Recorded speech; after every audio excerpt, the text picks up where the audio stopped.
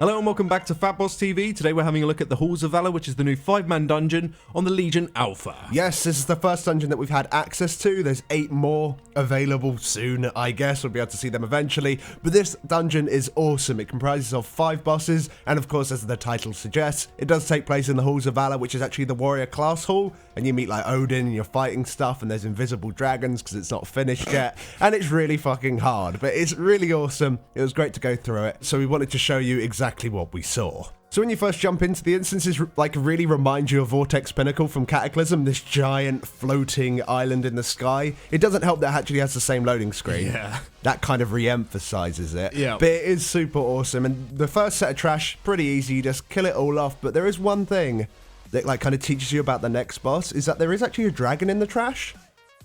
But it's just a guy who's like half in the floor. Yeah, so they are bringing out new dragon skins, as you saw at BlizzCon. New dragon textures, but yeah, it's not live now. Yeah, it's not in this build, and this makes the next boss way harder than it fucking should be. And this next boss, which is the first boss in the dungeon, is Himdall.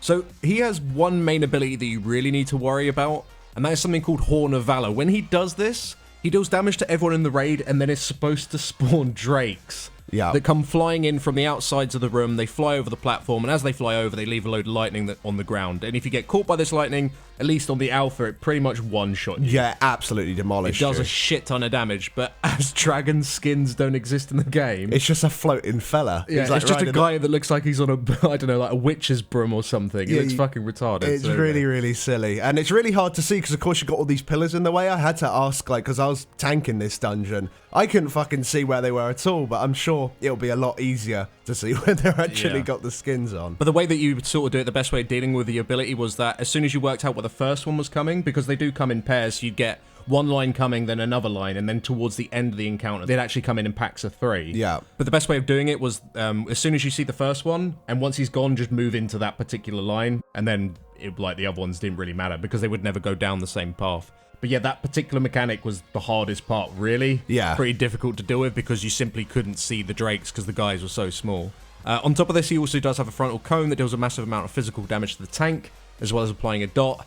And on top of this, he also has a blade that he'll throw at a random ranged player that again deals a large amount of physical damage on impact, and even more damage if you stand in it once it has landed. Like as in it would kill you within a tick. It was doing a ridiculous amount of damage. Luckily we had a fire mage who was dealing with it because for some reason he wasn't throwing it at the monk, so he was always throwing at the fire mage, and the fire mage was more than capable. You can even blink out of it and avoid the initial damage if you're quick enough. And if you're at max range and you're running, you can avoid it, but generally speaking, you just move out of it after it's landed. The cool thing about this blade is that he would actually throw it at you while the drakes are coming in. Well, not the drakes, but the dudes on the broomsticks. And if you did get hit, you actually get knocked back as well, so you could get knocked back into a line. That actually happened on more than one occasion when we were doing it. Yeah. Which means you're instantly dead. But yeah, this boss was really cool. It was fucking brutal as shit. And he had a little bit too much health. I think we just aren't being scaled properly. Yeah. I think if we had a bit more gear, this boss would be a little bit nicer, but yeah.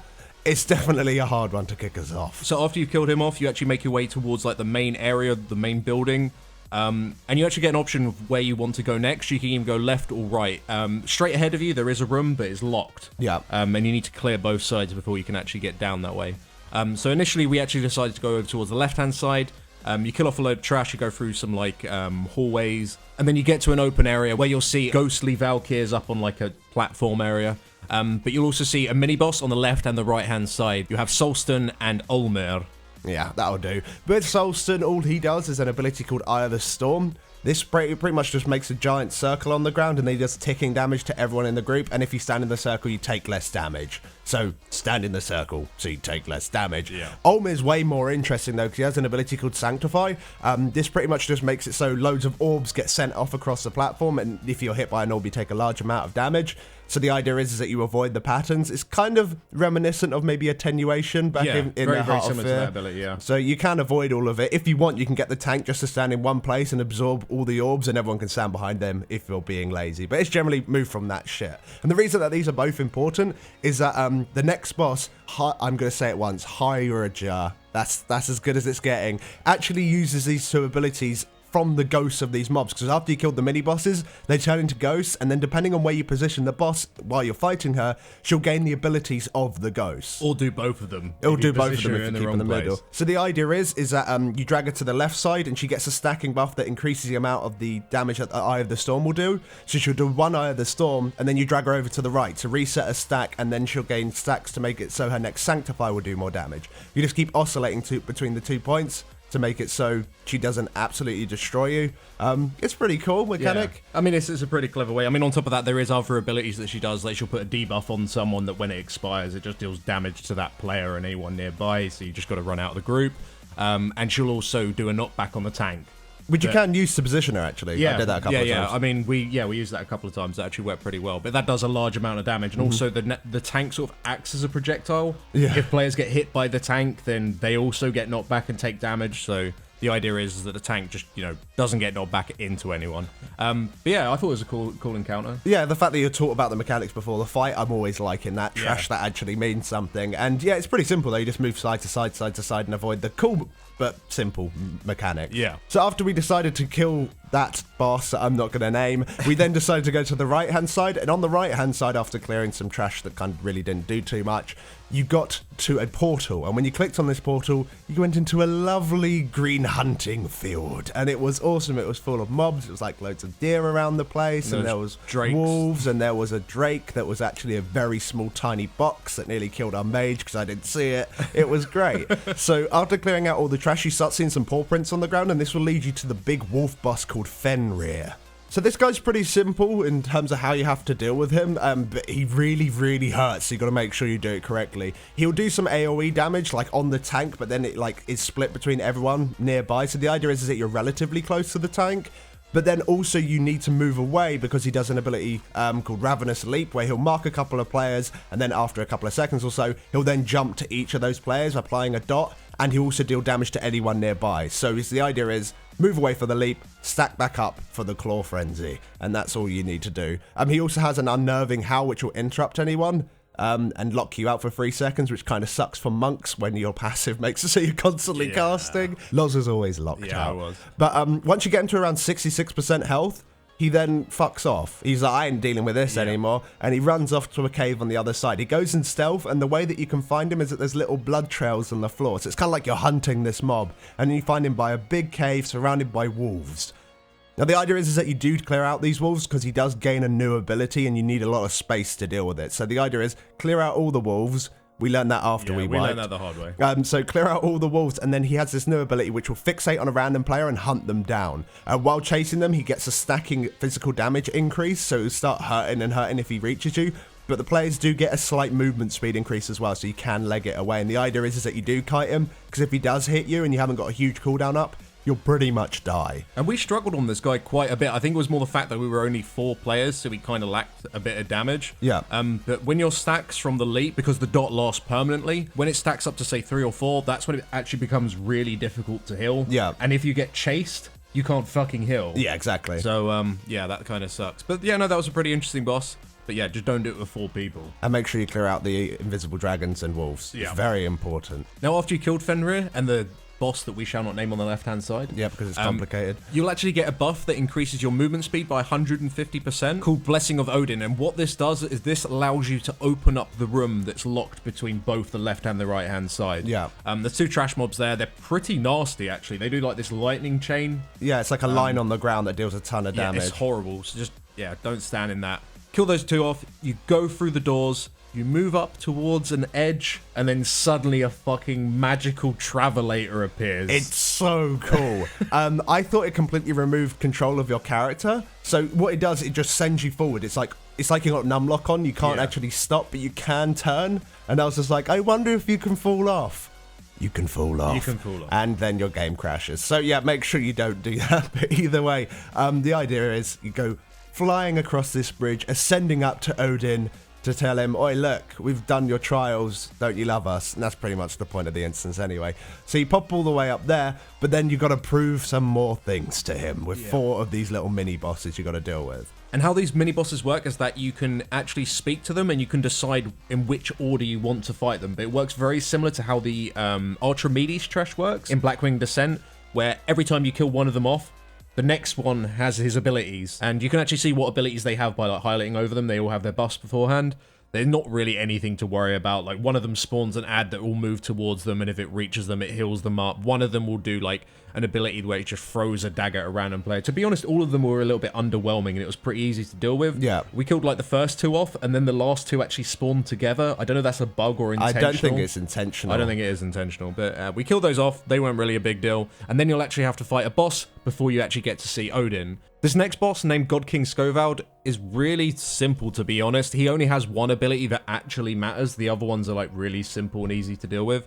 But the one that does matter will instantly kill your group if you don't do it properly. Yeah, exactly. It's pretty vicious. But he has got a couple of shit abilities. One of them is Fell Blaze Rush. He'll just dash towards someone and deal like pretty much no damage and no damage to anyone nearby. Maybe they'll increase that. Maybe you need to be spread, but for now it doesn't do any damage. And he also has Savage Blade where he hits the tank for a large amount, and he'll put a dot on them if they haven't got a active mitigation up. And it is casted, so it's really easy to active mitigate. It's nothing too hard. Now, there is actually a shield that's on the ground before you pull the boss. And when you do click this shield, whatever player does will get an extra action button that makes you immune to all damage that comes directly from where you're facing, so directly in front of the user of the shield. And this lasts for 12 seconds. And you need to use this shield during the fight when the boss casts something called Ragnarok, because as soon as he starts casting this, people in the group just start taking unavoidable AoE damage that stacks up very, very quickly. And when the boss is on, say, 4 or 5 stacks, and he goes all the way up to like 7 or 8, you will just get one shot. So the idea is, as soon as this ability starts casting, you press the shield, everyone runs behind whatever player is using the shield, which for us was the tank.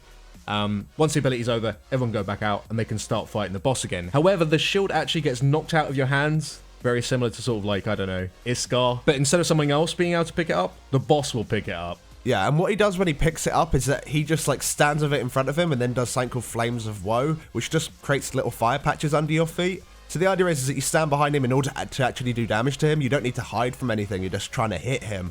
And you move out of the fire. If you stand in the fire, it like leaves a little bit of a dot on you, but it's like nothing. Yeah, the fire just did very little damage. It was just irritating. The fire was kind of cool. They worked like Mimiron, like the way it was follow you. It was weird moving fire, definitely. It kind of reminds me of Magmor. Do you remember the Magmor fire fucking on Heroic? God, that was awful. But yeah, you have a big room. It's easy enough to move from, so just stand behind him, kill him. But the thing is, afterwards, he drops the shield.